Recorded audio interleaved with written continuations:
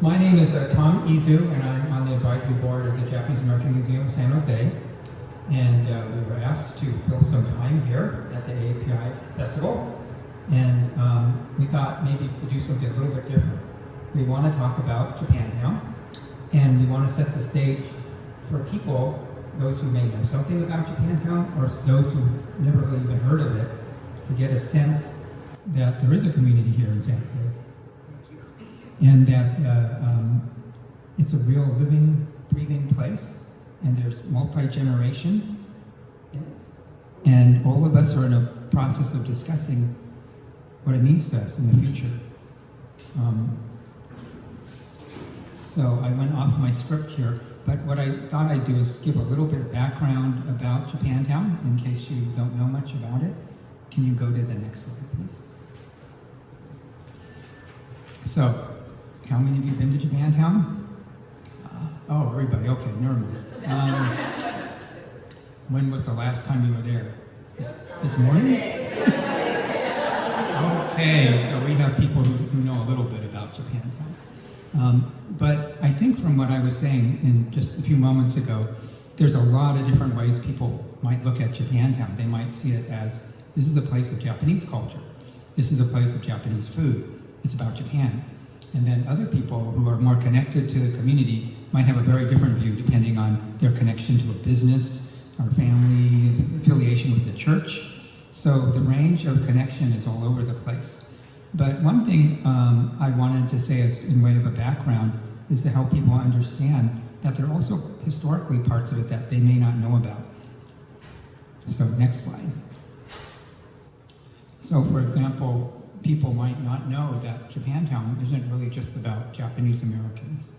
That originally, the site Japantown is on was started as a Chinatown, Highlandville Chinatown. After the main Chinatown in downtown San Jose was burned to the ground by an act of arson in 1887, a German immigrant built a new Chinatown on his land, which is now what Japantown is. But then with the Chinese Exclusion Act, it slowly started to cut the population down of Chinese. And as it was diminishing, Japanese were recruited from Japan to fill the labor needs, because Asian workers were the primary workers for the agricultural industry of the area. And so Japantown started to spring up around Highlandville, shops and businesses, because this was the only place you could set up a shop if you were Japanese at the time. And then in 1924, another Immigration Act was passed, and it cut out Japanese from being immigrating to the U.S. So they had to look for another pool of laborers. So next slide. And I'm sorry, never mind. The next group was the Filipinos, and they came, especially in the 1930s. They had a bustling, what they call Pinoy town, right next to Highlandville and Japantown, and they became the main workers of the area. Okay, next slide.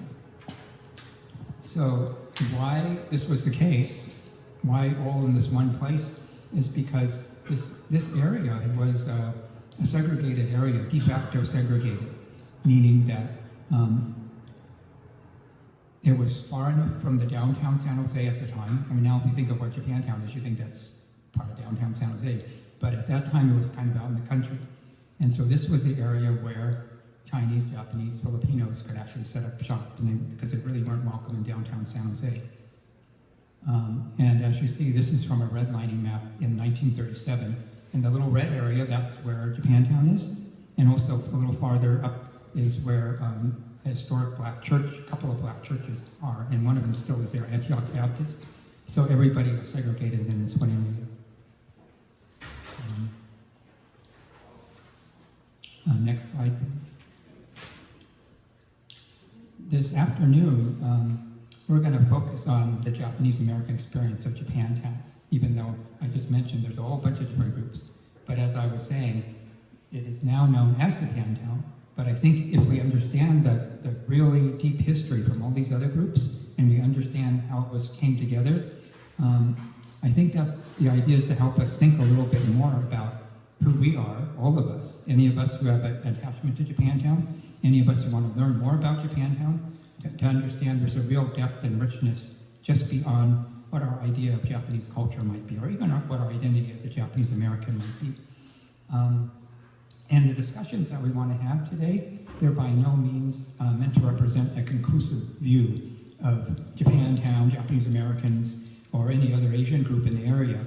But what we're trying to do is encourage people to have more discussions among themselves, whether they don't identify as Japanese American, or whether they do identify as Japanese American, whatever generation they are, wherever they're from, to start talking about, we want you to visit Japantown too if you've never been there, but to start talking about what is the future of our community and what does it mean to us.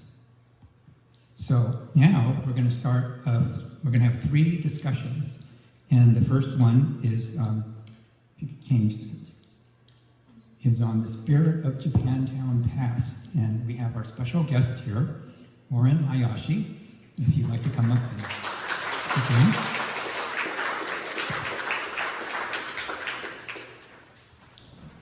Warren is a very important leader in our community. He's in all sorts of organizations, and if many of you might know him, maybe you recognize him. He's the one running around all over. I guess he's slowing down a little bit now, but he would be the one running around to make sure all these things happen at different community events, including the Nikkei Matsuri. He's you still serve on the Fuji Tower board, right? Numerous other groups. We don't want to take up all the time just talking about him, but he's now I can call you one of our elders. Is that okay? Yeah. In fact, I heard that is it a grandson? Granddaughter? Oh, I'm sorry. Great.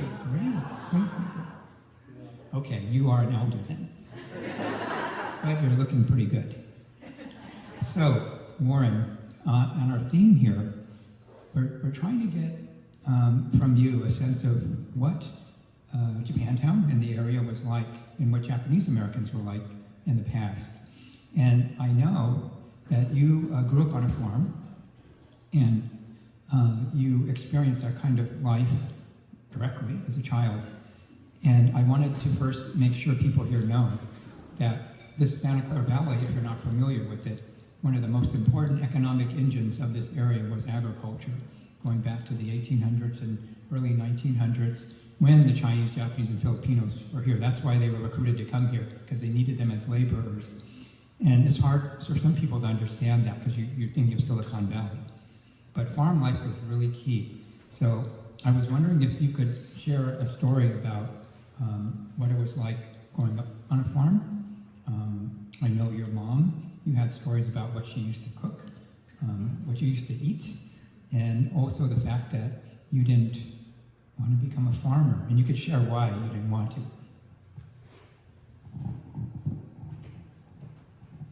When I was growing up on the farm, I didn't know anything else. I mean, first of all, my father was born in Japan, but he came to this country as a small young boy, and he went to elementary school in Vacaville, and that's where I was born.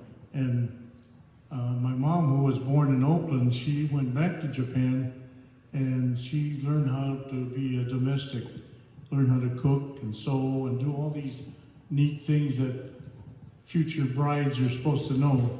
And anyway, when they got married and all, and my life started right in Vacaville, and my dad was sharecropping with prunes at that point. And of course, he came from a family of farmers from Wakayama. And so he knew what farming was about. And as a result, I became the heir to this farming life. And as I went through it, as I got older, first of all, I was the oldest in the family, so I'm expected to do more things than my younger siblings. But I was being indoctrinated very nicely to be a farmer and do all the things that you have to do year after year. And by the time I got out of high school, I had already realized that farming was not my life. I just couldn't see myself doing that. And so at that time, of course, you know, we weren't real wealthy, and I wanted to go to college, and so at that time, I had to make a decision. The Korean War just started, and they were drafting all the young high school graduates to go into the Korean War. And I said to myself, I don't want to go to war, I want to go to school. But then I had no idea about, where do I get the money to go to school and so forth. So I took the easy route, which I went through junior college because it was all paid for. I didn't have to buy any things except for a few books. And so this is the beginning of my exodus from the farming life. And so, but yet, like they say, you can take a boy out of the farm, but you can't take the farm out of, that old saying. So, there's a lot of things happened as I progressed. I mean, I don't want to get into a whole lot of details, but we don't have a lot of time. Yeah, he has an incredible story about being a coach, like one of those Hollywood movies where he's the coach and he helps all these young people. I mean, seriously, so we're going to do an interview with him about that.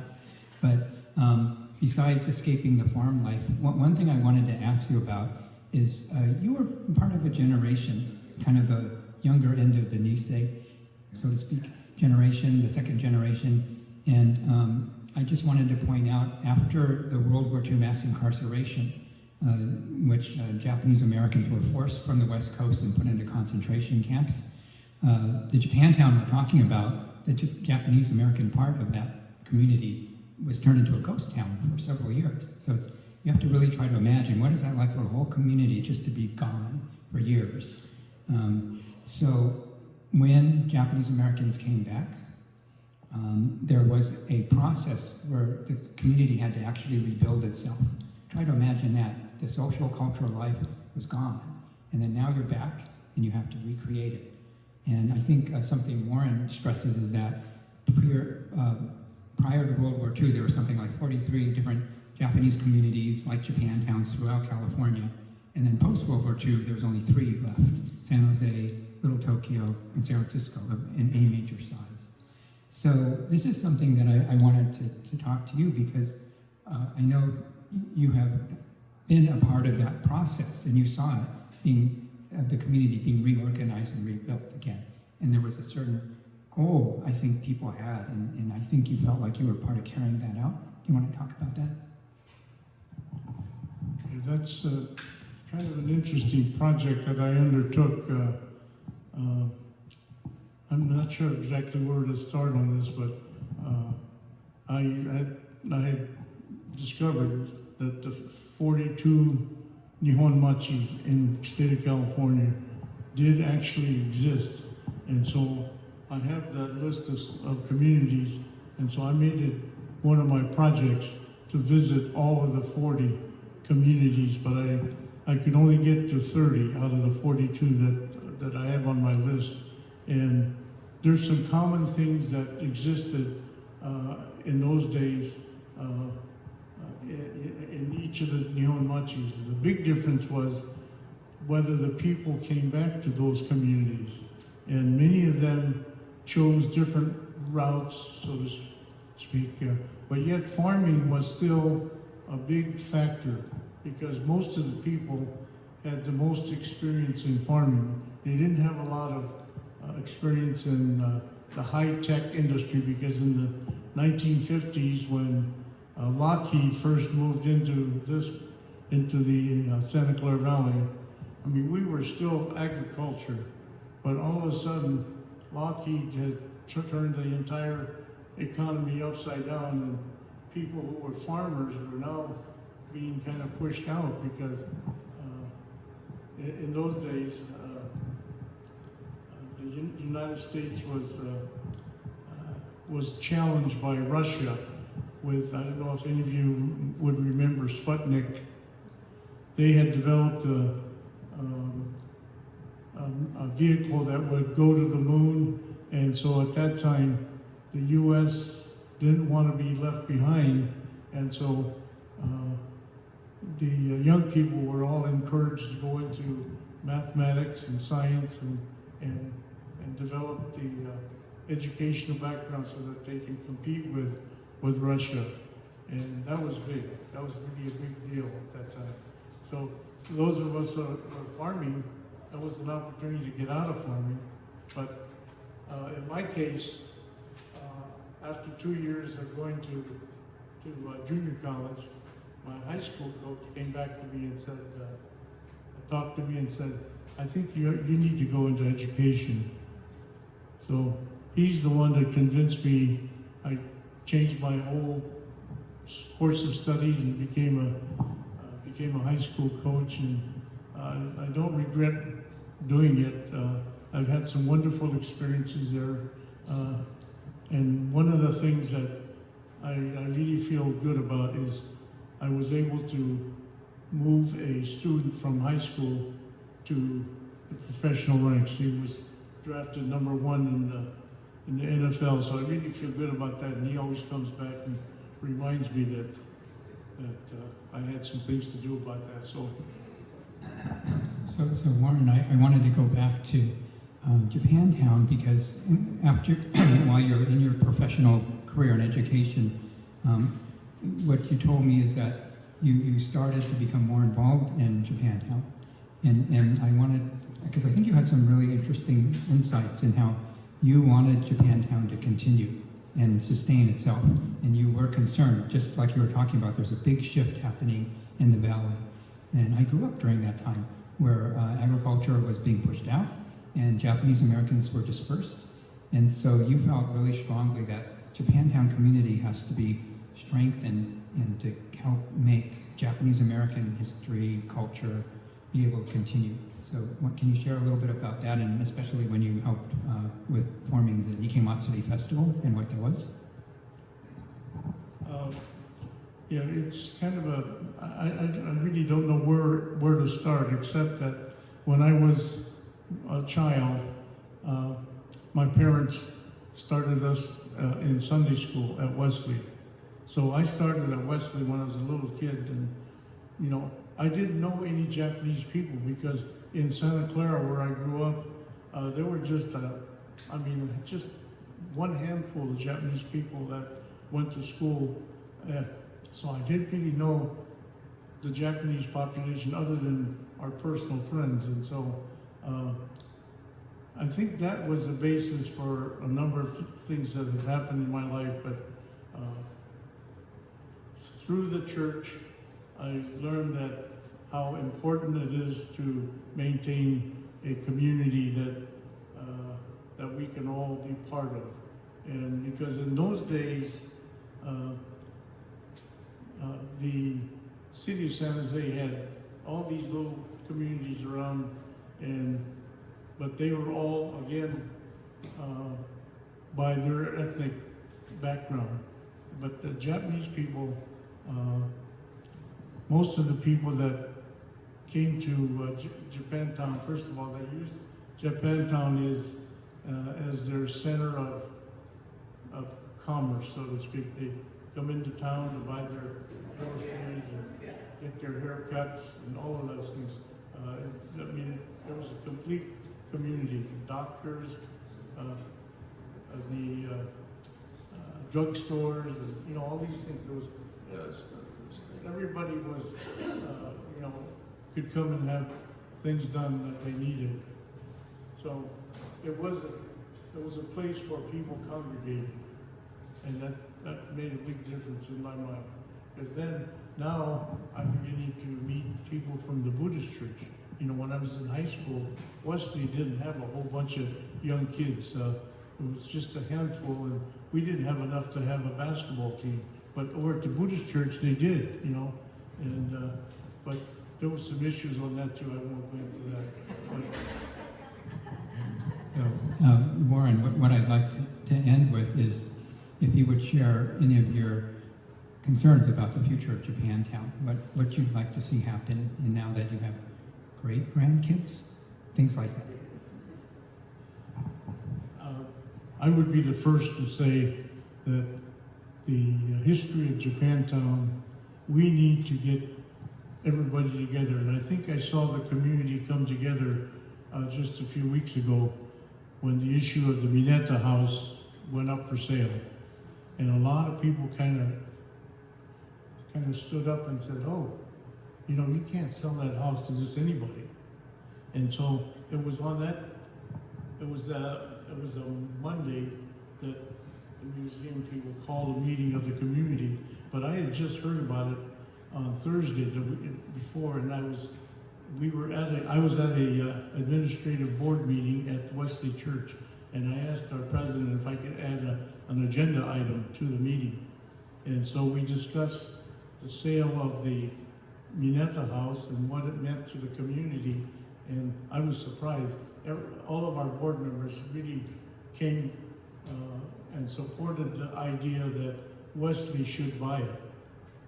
And so from Thursday to Monday, I mean, it was a kind of a given. Wesley's going to buy it. We own another parsonage in Berryessa, but it was already, we're going to sell that one, take that money and pay cash for the Mineta house. And so that's how fast it went. And of course, right now it's the house has been acquired by Wesley, and we're in the process of selling the other house. So we'll have our minister living in that house very shortly, because he would rather live in Japantown than being way out in the community that isn't part of the church. So it makes sense that the church and everybody is together. And one of the things I have to admire about our new minister, he's only been with us a couple years, but he has become friends with Charles Sakamoto at the Buddhist Church, and he's made an effort to extend himself and meet the community, because he's not from this area. He's originally from Stockton. So anyway, it's a... That is a big concern, and we'll probably be talking about that later, about what will happen to some of the properties and who can live in Japantown. But I'd like to thank you, Warren, for sharing. And if we can also just show appreciation to Warren as one of our...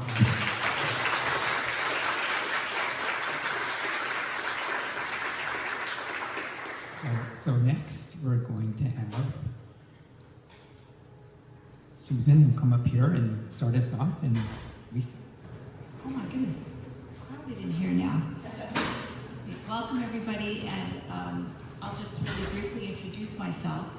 My name is Susan Hayase, and I want to thank JAMsj for giving us space to have a table. My organization is San Jose Nikkei Resisters, and we're a grassroots community organization. So we're going to talk about Japantown president. We kind of define that as being from the 60s through now. Okay, so it's a big fat president.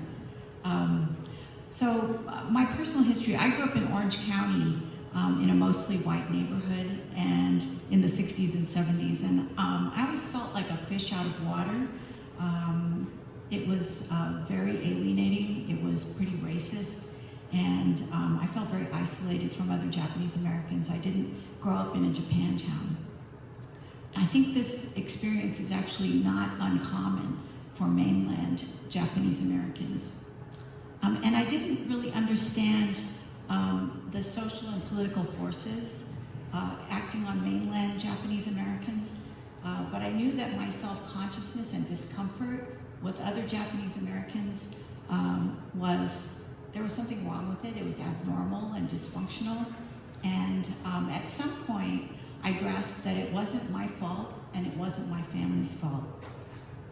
I learned later that after World War II, there was a concerted effort to disperse Japanese American communities, and that's why the communities went from 43 down to 3, and that there was a concerted effort to assimilate Japanese Americans. I think this force also was operating on other Asian Americans. And I think there was a conscious effort to portray Japanese Americans as being easy to assimilate. And also it was kind of interesting because I knew that a lot of people said, oh, Japanese Americans, they're not bitter about World War II. And I thought that was kind of an interesting people would say, "Oh, you're so humble," and they would tell me who I wasn't. I remember I had to debate kids on the playground as to whether I was an American citizen or not, as you know, if a person with a Japanese face could be a citizen. In any case, this was a heavy burden for me to bear. I felt very alienated, and as I navigated my first year, I carried that burden. My first year as an engineer in Silicon Valley. So this was in 1978. And being a woman engineer is pretty stressful in general, especially at that time period. I was really lonely. But a pivotal moment happened to me. I received a postcard from a friend I'd met at Stanford. And she invited me to a meeting of the Nihonmachi Outreach Committee in San Jose, Japantown. I'd never been to San Jose, Japantown, even though I went to Stanford. And I'm so glad that I went to that meeting. So I joined the Nihonmachi Outreach Committee, and I helped organize the 1979 pilgrimage to the Tule Lake concentration camp. This was a big movement that was starting to bring Japanese Americans to the concentration camps, and the reason was because people in the community were starting to talk about redress for the World War II incarceration. So when I heard this, I was on fire. I mean, this was something that was so important to me. I really related strongly to my parents who had been in concentration camps, and I felt that the racism that I faced in my daily life and in my job was really related to this unresolved racism from the camps. And so I was in it. I was, making redress happen was what I wanted to do, and I wanted to win. Then, at a NOC program, I saw for the first time a performance of the San Jose Taiko group. And I had never heard Taiko music in my entire life. I didn't know that there was anything like Taiko. I thought that Japanese culture was like bonsai and ikebana, But I still remember I saw Gary Tsujimoto and Ellen Beck and PJ Hirabayashi playing Gendai ni Ikiru, which is one of their signature pieces written by Gary. And I was so moved and excited, and I just felt like what I was hearing and what I was seeing was a part of my personal development. I wanted to be part of it. And I asked around, and I got somebody's phone number, and I called them up, and I was very lucky that I kind of snuck in to the, I think I was the last person to join that group of trainees at that time. That was 1980. And as I learned more about the San Jose Taiko group, I realized that they had been motivated to, by the need to create something new and a new way of being Japanese Americans, not the old way that was being put on us by everybody else. So I could really relate to that. That struck me as really strong, really important. But I also realized that there was a kind of a generational difference between me and the older members of the group. It was only about 5 or 6 years, but it's kind of like a mini generation. And what I perceived was that the older members of the group were like from the anti-war generation, and I was from the redress generation, and it was different political conditions. And so we kind of looked at things differently. Also, I was involved in I mentioned the redress movement, and what that meant was I got the chance to go meet people in the Japanese American community in Santa Clara County and try to mobilize people to testify at the federal hearings where we were testifying for redress. At this time, I didn't really know or understand very much about the Japanese American community or the Japantown community. And it was very frustrating. As I mentioned, I came from a very isolated, very alienated background. And somebody told me that unless my grandfather had helped build the Buddhist church, that I would never belong. I'd never fit in. But that kind of ticked me off, and I didn't really believe that.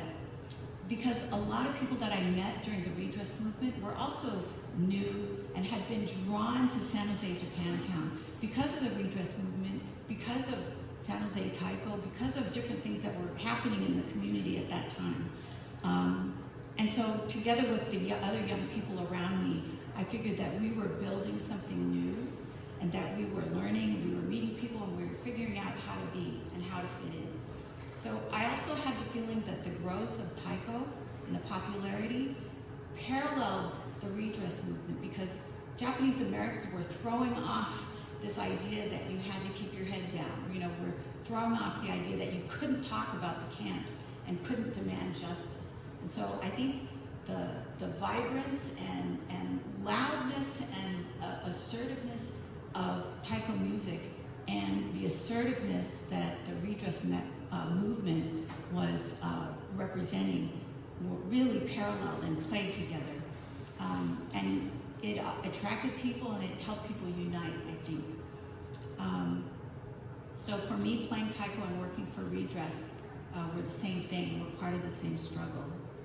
And another parallel I think is interesting is that, so Taiko is not a transplant, a direct transplant from Japan. It was something that was really developed in the United States. And in San Jose was a real center of that development, a real innovator in that whole development of Taiko as Japanese American music. And also, the redress movement was inventing things. Like, I don't know how many people have been to a Day of Remembrance program, but that's not a traditional Japanese thing. That's something that was invented by Japanese Americans who were trying to mobilize our community and unite us around the struggle for justice. So basically, my experience in San Jose Japantown was being drawn in by this political movement and participating in it and trying to help build the community. And so this brings me to the beginning of the 1990s, which is also part of our present and Wisa's story. Thanks, Susan. Hi, everyone. My name is Wisa Uemura. I'm Executive Director for San Jose Taiko. I've been with the performing company for 25 years and the Executive Director for the last 11 years. For me, I think maybe just a little bit of my background. I'm born and raised Maui, Hawaii. So I'm not a mainland born and raised Japanese American. I'm coming from Hawaii, which I've been told the Japanese girls from Hawaii are quite different than the Japanese girls who were raised here on the mainland. And because of that, I think for me, I didn't come to Taiko at first because of my cultural heritage. I came because it was a very cool, dynamic art form that spoke to me on many levels as a dancer, as someone who wanted to be part of a team. And it wasn't actually until I started at Stanford University with Stanford Taiko, and it wasn't until I auditioned and became part of San Jose Taiko that I made the connection to my cultural heritage, and that it became a very important part of my continuing to play Taiko, to identify with my background and connect with my culture through this art form. So I can only speak to my personal experience as well as San Jose Taiko, but for San Jose Taiko, we were consciously organized as a bridge between the past, the present, and the future. Though many think of us and our art form as traditional, folk or traditional, we are a constantly evolving and adapting art form. The art form that you see us play is actually only from the late 1950s itself, even in Japan. The idea of putting lots of taiko together in performance, that didn't happen until the late 1950s, so post-World War II. The instrument, of course, is thousands of years old, but that art form is relatively new, and San Jose Taiko has been a large part of that since we were created in 1973. So as a 50-year-old arts organization born during this really broad definition of present, we have a complex and, again, evolving perspective. I mean, we want to honor the past. We want to build resilience for the present, and we want to have relevance for the future. And in doing so, like artists and arts and culture organizations like San Jose Taiko are critical to the remembering and the creating of culture. For us, it's really important that culture or tradition is not something that happened before and that we just inherit. We see our art form as a living, breathing tradition that has to evolve in order to continue to be relevant for current and future generations. The way we do that, there's so many numerous things, but collaborations with our community partners, including JAMsj, the Temple, Wesley. I mean, we work very deeply with both organizations in Japantown as well as individual community activists and advocates to figure out what does sustainability of Japantown really mean. And for us, it is about maintaining its multi-ethnic, pan-Pacific identity. That even though, again, the name is Japantown, we have so many different cultures represented within this unique neighborhood. And how do we work together to celebrate all of that? We want to remember the past because it's so critical to know so we don't repeat it. I mean, we feel that history and time is cyclical, and things will come back. And if we don't remember the history and we don't share that information and educate about that, then we run the danger or the cautionary tale of repeating it. But it's related in a way that today's present will be somebody's history. So we're constantly trying to figure out sustainability as an evolving definition, legacy as an evolving definition, identity as an evolving thing, as well as belonging. Like belonging for you, Susan, probably meant something a little bit different than belonging for me, but that doesn't change the fact that all of us want to feel belonging, and where a community like Japantown, I think, can really welcome that. I mean, last year we did a couple of short interviews with people just coming through one of a festival we had self-produced, and they were like 20-minute interviews, but a theme that came up surprisingly for us was no matter what ethnic background they were, what age they were, it was belonging, that they felt welcomed in Japantown, no matter who they were, how they showed up, and that they could be themselves and at these events. So through these convenings, festivals, events that where we bring the community together, I mean, we're creating belonging for current and future generations to come. I think the part where I feel like there's not tension, or maybe it is tension, is that at this point in my life, I feel like celebrating what San Jose Taiko is about is we do remember the past and we try to educate about it, but it's really about celebrating Asian culture through inclusivity and accessibility. And that resilience and healing through the sound of joy is the way we're going to make change and create relevance moving into the future. So that's me and San Jose Taiko. Do we want to ask them? Oh, yes, we should ask. Okay, so we're going to turn it around. We're so glad there's so many of you out there. Susan and I wanted to end our time. I think we have like a minute. 1 minute, okay, she's giving me 1 minute.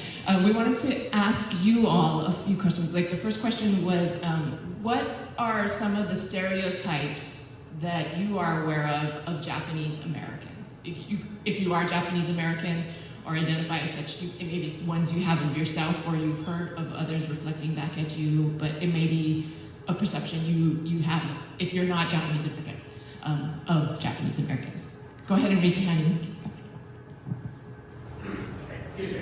So I'm from Vietnam, and in Vietnam we have lots of, I don't know about Japanese Americans, but I know that the stereotypes of Japanese people in general are, they are over people like, they are really tight, really big, they are really well-mannered, respectful towards other people. And there's this idea that Japanese people are so polite, like they kind of like keep things to themselves to the point like being submissive. This is about Japanese people in Japan. I don't know about Japanese Americans, but I've seen people say things like Asian Americans are quote unquote submissive, and and like, oh, we don't fight back because we take ourselves and we suffer in silence. So those are the things I know. Thank you for sharing. How about anybody else? Japanese Americans are connected in all to their culture. I just see that a lot. With like recent like JAMsj, the second generation, all that. I've seen them demean past Japanese Americans because we're much further disconnected with our culture, given how we were, since our families were put to assimilate with American culture. That's really, oh, yes. Crystal.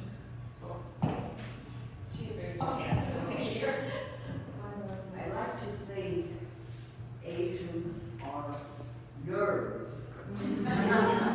Education is so important. Our parents want us to excel. And so I think that's a positive stereotype.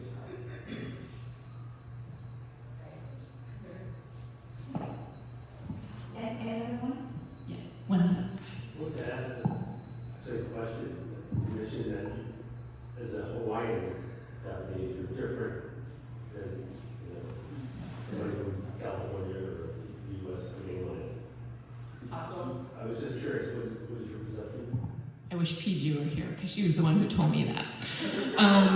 So, given some of the stereotypes we heard, I was told that Japanese girls from Hawaii are not passive. We're very outspoken and opinionated and are unafraid to say that. I see Aaron. he's from Hawaii as well, and he's nodding his head. And that we're very direct. We don't do the passive aggressive or like the subtle. I'm not very subtle. In my conversations with people, I say what I mean, and I ask you to say what you mean, and I will be very clear that you need to, if you want me to show up somewhere, you need to tell me to show up. You can't say it's up to me and then make it a test. Like, am I gonna show up? Am I really committed if I show up? Like, you just tell me and I'll show up. Like, I'll be happy to show up. But I mean, those were some of the more evident, or the things that she called out for me. And not necessarily in a bad way. I think it was also a statement on how different the experience is growing up in Hawaii, where Asians are the majority by far in a very well-established part of the population, where people of color are everywhere. Whereas here, it's really easy to grow up in communities where you're one of very few families of that ethnic background. And I want to talk about a stereotype that's generational. So when I first started doing things in the Nihon Machi Committee for Redress, I remember, emceeing things or saying things. And I remember I gave a speech once, and I was cleaning up, and this Nisei gentleman came up to me, and he said, in my day, Nisei girls wouldn't have said what you said. And I think it was a compliment. He was complimenting me, but it basically what he was saying is that, the Sansei women who were playing political, leaders in the redress movement were different from previous generations. And yeah. So we're going to bring up Crystal and Vanessa for Japantown Future. All right, well, you found a good picture of me, thank you. Hello everyone, my name is Vanessa Hatakayama. I'm the acting museum director of the Japanese American Museum of San Jose, and I'll let Crystal introduce herself. Hello, my name is Crystal Rast. My family owns a legacy business in Japantown, and I'm also one of the core members of a cultural group called Kimono Club San Jose, obviously. And I'm on a few different boards and organizations in Japantown, so I'm just kind of a community member, really. And we are the future. So, end of talk. No, but we are here to represent from surviving to thriving.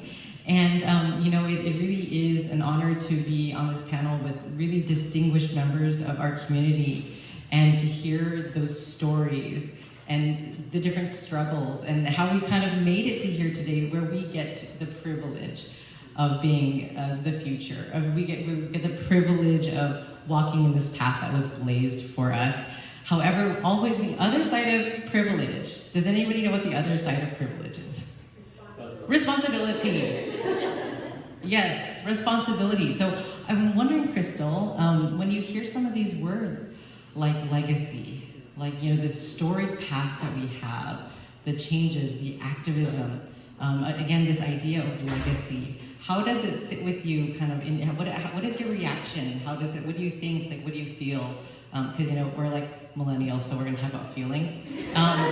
So yeah, like how do you react to that word? Yeah, so, being a millennial and part of the younger generation, because we are both millennials, but we're different generation of millennials. So there's different ideas, right? Kind of like how we were talking about, there's different ideas of legacy based on generation. A lot of times I feel like in my generation, you hear the word legacy and in certain ways it turns you off. You go, that's a grandpa's story. That's, I heard that already. But I think now the idea of legacy has changed, where it's no longer just stories. It's how do you take that story and bring action to it so you can preserve not just the story itself, but the history and culture that ties into that, and share why that story mattered. Why did it become a legacy in the first place? So to me, the idea of legacy has changed. And so growing up, I would hear legacy and be like, okay, grandma and grandpa, yeah, I heard this story 1,000 times. But now I think of legacy and I go, this is something that's important. This is something that's worth preserving, and it has a different connotation now than I think it has had, before at all. I think we live in a time in a society now where the preservation of legacy is that much more important than it even was when Japantown was built. So that's my idea of legacy. Wonderful, thank you so much. And we really are very lucky for Japantown, for this community that we have, where we have elders to draw upon for knowledge. We have wonderful peers who are supporting, again, this evolution, as Wisa was saying. And one thing that is great about how supportive Japantown, our community is that you do feel like it's not even you're just standing on the shoulders of those who came before you, but they're lifting you. Because even in Wisa's talk, she's like, oh, she's saying those keywords from our talk, so she's setting us up. So again, it's really setting us up for success, setting up the next generation up for success as we navigate those changes and evolution to legacy, to our heritage, to our changing community.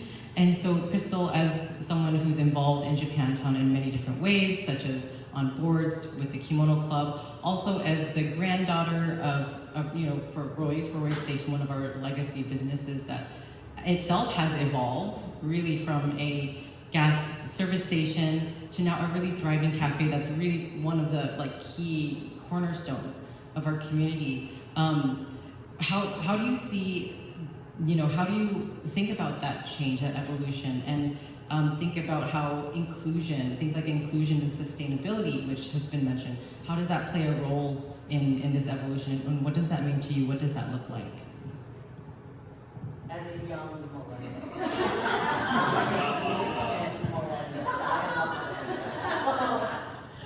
Those who know. So I have to say I'm very, and we're going to use this word privileged again, but I am very privileged in the fact that I did get to grow up in Japantown with a legacy family creating a legacy business into a different type of legacy business. That is an experience that I don't think anybody else in Japantown has had, so I do feel very privileged. So I feel like in that I've gotten to see how you can navigate that change into what the future would be, really, right? And so kind of when I hear these discussions and I think of these things, as you were asking, Vanessa, I think of it as, it really is more evolution, I think, and growth. And so that's kind of what I think of when I hear these talks happening. And so moving as kind of like next generation, right? That responsibility gets bigger and bigger and bigger, and it feels heavier and heavier and heavier as you get older, because you realize, oh, that's coming up really quickly. I don't think I'm prepared. But it's also enlightening, I would say. And I think this is something that my generation could learn a lot from, is it is very enlightening to be put in that position, because you learn a lot more about responsibility and about community and about future itself. Because a lot of people, I think of future in very like, you get married, you have kids, you get a house, you die, that's it. You know, like there you go. That's, you know, and it gives you a different context of really what that is and what that growth and future looks like. It's not about you. The future is never about you. It's about what have you done for the future generation, for the future communities. It's about the future, it's about other people, it's about other communities, and that's really what I think of when I hear these things. Yeah, no, that's great. I love your very simplified timeline of living. I shall declutter my life and just follow Crystal's 4 steps to life. So thank you. We have so much to learn from our future leaders. But so thinking about that, like, you know, I guess what are some of the ways that you see around our current Japantown community, which in some ways we see it coming sort of full circle as having this very multicultural origin in Highlandville, Chinatown, and then, you know, the war period where Pinoy Town also started forming around that time, and then to current day modern Japantown. So it's very multicultural. And when you look around modern day San Jose Japantown, it is very multicultural. Like, we went through this cute, like, all Japanese people phase maybe, but now it's like, it is very multicultural. And when you look at a lot of the business owners, a lot of the people who are really involved in the organizations, it's different. It's a different group of people, more diverse in some ways than maybe it has been at other times. So how do you see this community of like the Japantown present that, you know, Wisa and Susan were talking about? What are some of the ways you look around and see them being setting up for the future, like both on like a community aspect, on an economic business aspect, and sort of in a cultural aspect? And just in case the notes are like right there. I'll read these verbatim. Yeah, just in case. So I would like to say that I think from a business aspect, an economic business point of view, I feel like what the current generation of Japantown, the current owners of businesses and the current leaders of these organizations are doing is they're helping to, we're in a weird spot. We're losing a lot of our businesses and properties and things like that right now, as Warren and Tom have discussed with regards to the Minetta House. And the current generation, they are taking those steps to preserve these businesses and these plots of land and things like that through their organizations or through their business to help keep those spaces open for future generations. And so from an economic business standpoint, that's what I see them doing. From kind of a community standpoint, you're seeing them bring in other communities. And the way community grows is by bringing people from outside your community into your community. That's the only way that a community will grow. And so I see them doing that. They're bringing people from other ethnic backgrounds or other communities or other businesses or other organizations to help us build our community. And so from a community standpoint, that's what I see. And then cultural, historical, I would say the preservation. We're preserving our history in a certain way. We're back. Okay, so cultural and historical. I would say the current generation is preserving the history and culture of Japantown in a very unique way that we haven't actually seen yet, or up until now. And they're bridging that gap between the generations. Because again, from a firsthand standpoint, my generation, history is not something that we think of as something that needs to be saved and we need to preserve this and this is important. We're not thinking about that. And so the current generation is that nice bridge where they're taking the stories and all of the hard work from the generation before them, and they're taking that and going, okay, these are the key morsels that are really important, that really matter, that we need to instill in the younger generation. And then they're coming to my generation and saying, hey, you want a place to belong. You want to have a name for yourself. You want to feel like you are someone. This is how you do it. We need people that can do this, this, and this in our community to help preserve this culture, and this is why it's important, and this is why it matters. And then my generation goes, oh, yeah, that sounds good. And then we join, and so that's what the current generation is doing, I think, right now with the preservation, is they're getting the younger generation to actually want to come in and preserve that history. Because when that generation's gone, if the generation after them doesn't care, then it doesn't matter, right? And so that's what the current generation is doing. Wonderful. We could talk to you all day about all of this. However, there's a schedule, and I know that you wanted to leave some time for questions, crowd questions. Does anyone have any questions about anything that was said in the last 60 minutes? Oh, well, Carolyn was super fast, so go ahead, Carolyn. I'm just curious. I know that right now in LA, there's a lot of controversy about the support that is not coming from the city, the desire for LA to have Little Tokyo become more trendy, in their words, and some of the businesses are having to move out. Do you have a sense of the support from the city of San Jose and whether it's increasing or decreasing? Well, so specifically with the city, so I don't know if I can speak specifically to the city. That is a constant conversation that we're having to engage with the city more. The most recent thing probably being Highlandville Park, which, that is city-owned property. I think, am I right in that is like a 30-year effort in the making? And then also, oh, you know what? Wisa's a good one for this because San Jose Taiko's performance center is city property. Is anyone in the city of San Jose here before we get into it? Okay, good.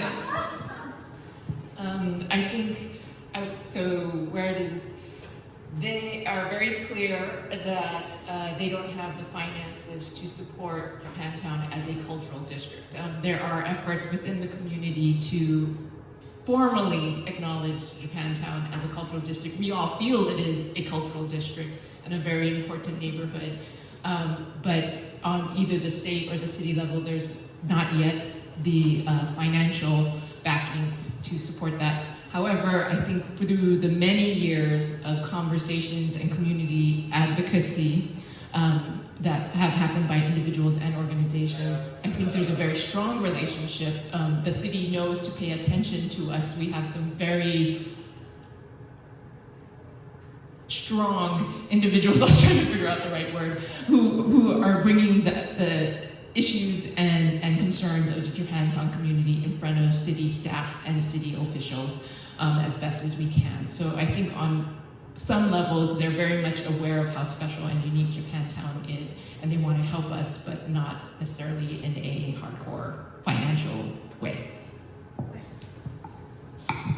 Yeah, absolutely. But luckily we do have, again, a really strong community that is doing their best to fill in that gap. And that's, a collaborative between a lot of the organizations that we're just, San Jose Nikkei Resisters with Susan and Tom are with, have put a lot of efforts into growing those conversations.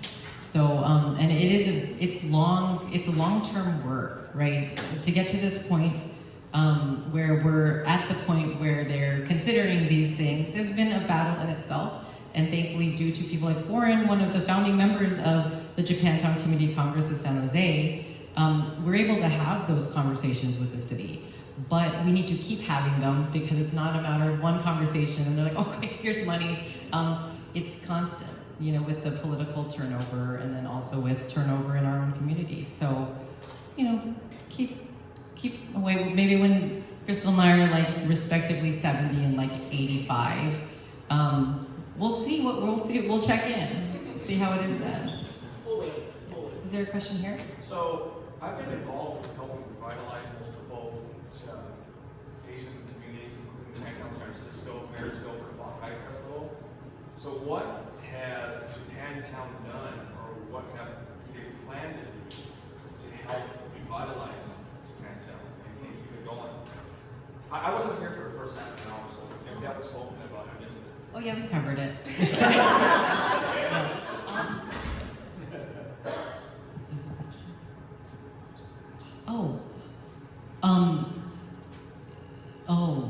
So Crystal's calling on her brother Miles. I don't know if Miles wants to talk, but I would definitely say Japantown, San Jose is very vital right now. It is very vibrant. It is very active, and I think a lot of that, honestly, in my mind, just from growing up in the area and remembering the sleepy phase of Japantown. I think the new businesses such as Roy Station, which Crystal and Miles, that's their family, converting that and creating that community hub was a big deal. Having really like a powerhouse Taiko group, like that is the premier Taiko group in the nation, in San Jose, Japantown, has really helped bring that attention to Japantown. Our amazing Japantown Business Association, who does so much to bring in like the beer walk and different festivals and like the car shows, keeps it vibrant. But it is hard because these are all people doing it in their free time as volunteers. For the most part, very few of us are paid to do it. But luckily, we have really dedicated people, and like there's Crystal and her family, and then also. Well, I would say it's all the leaders of the community working together, because, for instance, Shea Properties, they have six in Jackson. They wanted to get another coffee shop in there, and instead of getting Starbucks or Pete's, they're actually working with the community and saying, hey, who do we want, who can we bring in that wouldn't upset the balance of what we have going on. So as businesses exit, everybody works together or tries to work together to see how we So Art, I don't know, I haven't been back to Japantown in a long time since when I used to go to San Jose, I went to Art there. But are the businesses thriving in Japantown? Because I know like in San Francisco, they're struggling because they depend so much on tourism. And so in J-Town, San Jose, is it mostly locals or are they? It's a lot of the mom and pop shops, and I'd say that everybody's doing really, really well. Everybody does their part. Like as soon as one business, and I think it's like JT Express, another business is filled with void. So they're all doing pretty good. So everybody's working together, keeping it clean. We're cleaning graffiti on a daily basis. So it's almost like it's the one sub-downtown area that's actually thriving in San Jose.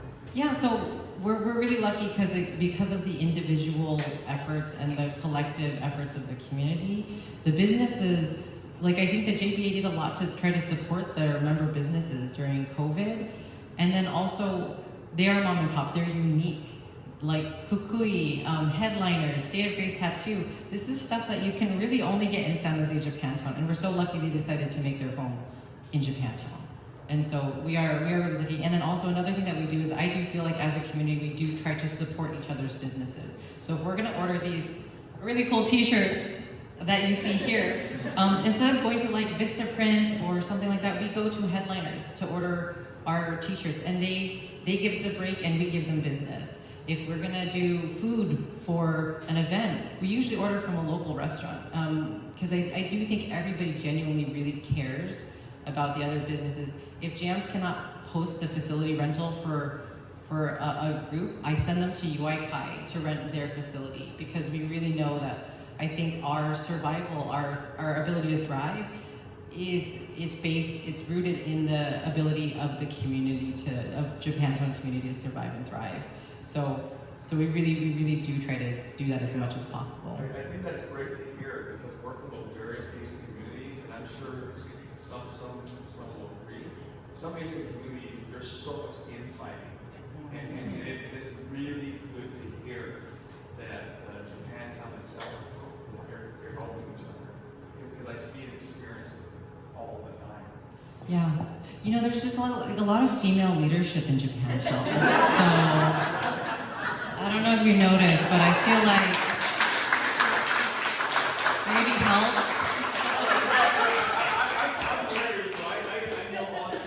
You know the right answer. Yeah. I'd also like to say culturally,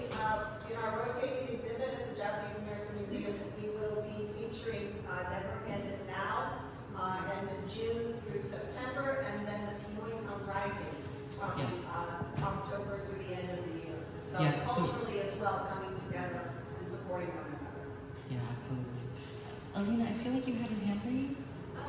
Yeah, I was just wanting to answer the question that Japantown is doing really well. But the focus, as in most major cities, is to revive downtown.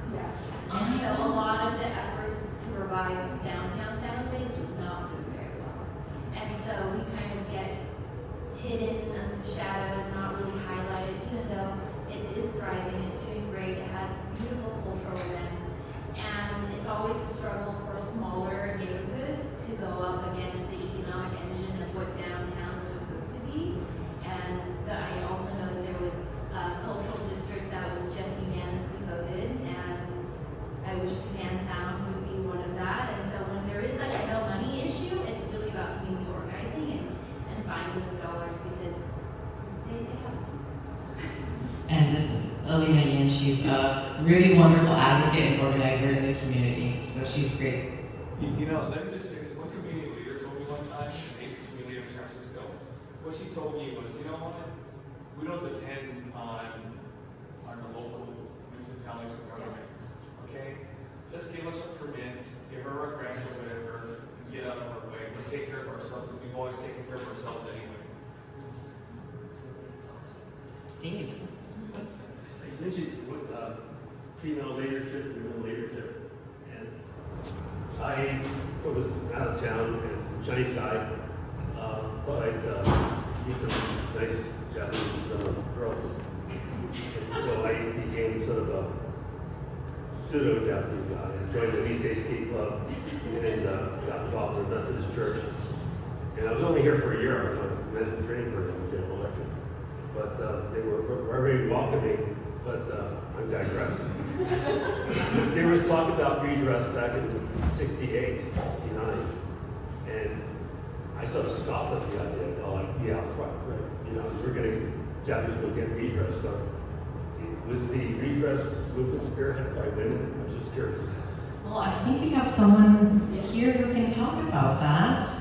And just remember, sometimes the people leading the charge at the front in the public are not the women, but there are often women doing a lot of the work. So even if they were not always visible figures in a lot of these movements we have, you know. Yeah, actually, a lot of traditional communities that are headed up by men, a large amount of the organizing and the elbow grease is being done by women organizing. So that's something that I think some of our oral history projects have to acknowledge, and that we should really make sure that we interview some of those people that help things together. The redress movement had both men and women and was also multi-generational.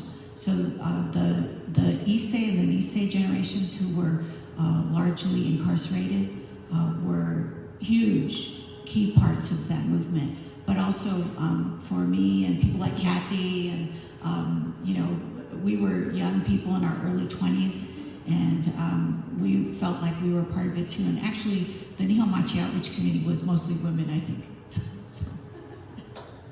You know, thank you all for coming, and thank you so much to History San Jose for hosting this wonderful venue for us. Thank you, Tom Izu, who kind of spearheaded like the facilitation of this panel today.